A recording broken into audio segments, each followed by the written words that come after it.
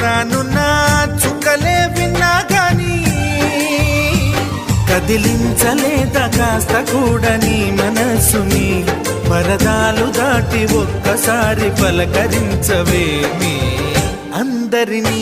ఇలా వెంటపడి అడగాల సరదాగా నువ్వే ఎదురైతే సరిపోదా నిద్రపోతున్న రాత్రి నడిగా గుటికి చేరిన గువ్వల నడిగా